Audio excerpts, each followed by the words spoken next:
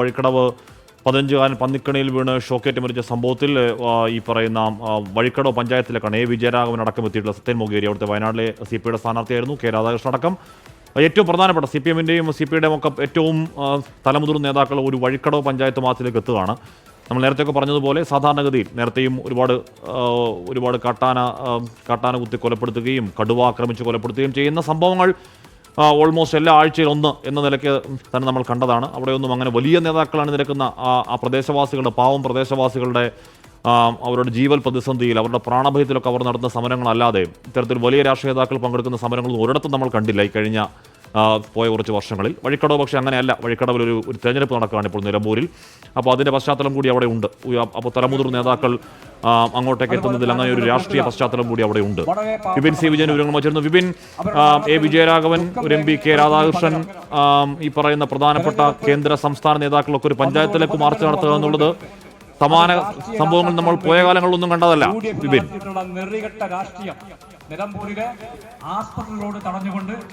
അതെ, ഇത് തെരഞ്ഞെടുപ്പിന്റെ ഒരു പശ്ചാത്തലമാണ്. പ്രധാനപ്പെട്ട നേതാക്കളെല്ലാം തന്നെ നിലമ്പൂരിൽ ക്യാമ്പ് ചെയ്യുന്ന ഒരു സമയമാണ്.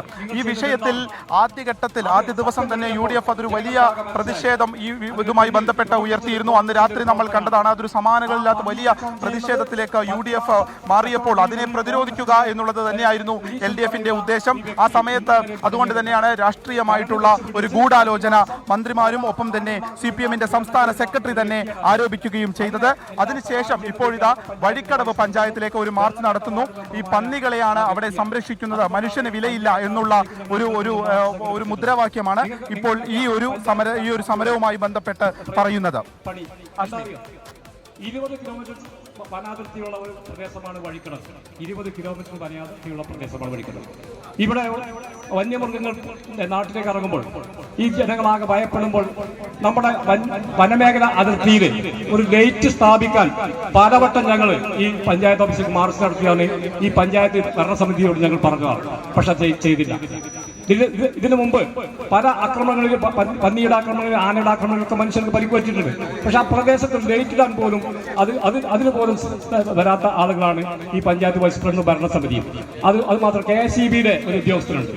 അദ്ദേഹത്തിന്റെ പേര് സാജി എന്നാണ്. അദ്ദേഹം കോൺഗ്രസിന്റെ പ്രവർത്തകനാണ്. അദ്ദേഹം ആര്യാടൻ സുഖത്തിന്റെ വലം കൈയായി കഴിഞ്ഞ 2 ദിവസം മുമ്പ് മണിമൂടിയിൽ ഈ വോട്ട് പിടിക്കാൻ വേണ്ടി ഇറങ്ങിയ ആളാണ്. അയാളാണ് അയാളുടെ സഹായത്തോടു കൂടിയാണ് ഇത്തരത്തിലുള്ള ഈ നെറികേടുകൾ നടക്കുന്നത്. അതുകൊണ്ട് പ്രിയപ്പെട്ടവരെ, ഈ സത്യം ജനങ്ങൾ മനസ്സിലാക്കാൻ കഴിഞ്ഞു എന്നുള്ളത് വലിയ സന്തോഷകരമായ കാര്യമാണ്. മീഡിയകൾക്കും അത് മനസ്സിലായിട്ടുണ്ട്. ഞാൻ മറ്റു കൂടുതൽ കാര്യങ്ങളിലേക്ക് കടക്കുന്നില്ല.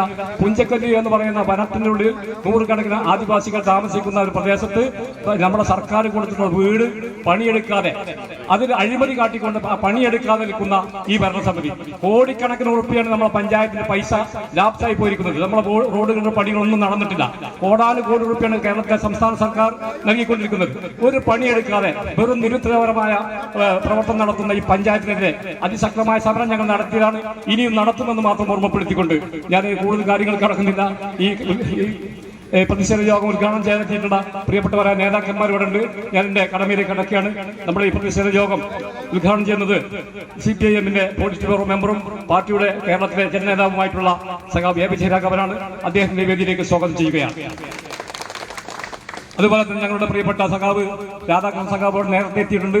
അദ്ദേഹം കേരളത്തിലെ MP, മന്ത്രിയൊക്കെ പ്രവർത്തിച്ച് കേരളത്തിലെ പാവങ്ങളുടെ കണ്ണിലുണ്ണിയായ ഞങ്ങളുടെ പ്രിയപ്പെട്ട രാധാകൃഷ്ണൻ സഖാവ് അദ്ദേഹത്തെ വേദിയിലേക്ക്. നിലമ്പൂരിൽ പന്നിക്കണിയിൽ വീണ് ഷോക്കേറ്റ് വിദ്യാർത്ഥി മരിച്ച സംഭവത്തിൽ രാഷ്ട്രീയ വാക്പോര് തെരുവിലേക്ക് നീളുന്നുണ്ട്.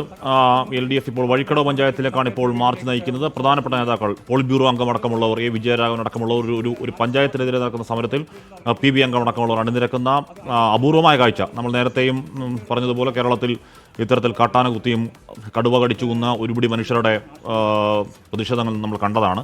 ആ പ്രതിഷേധ മുഖത്തൊന്നും അങ്ങനെ പ്രധാനപ്പെട്ട വലിയ സ്റ്റാർ നേതാക്കളെ നമ്മൾ കണ്ടിരുന്നില്ല വഴിക്കടവിൽ. പക്ഷേ സാഹചര്യം അതിൽ ഒരു രാഷ്ട്രീയ സാഹചര്യം കൂടി ഉള്ളതുകൊണ്ട് ആവണം പ്രധാനപ്പെട്ട നേതാക്കൾ. കാര്യം അവരൊക്കെ അവിടെ നിലമ്പൂരുണ്ടല്ലോ.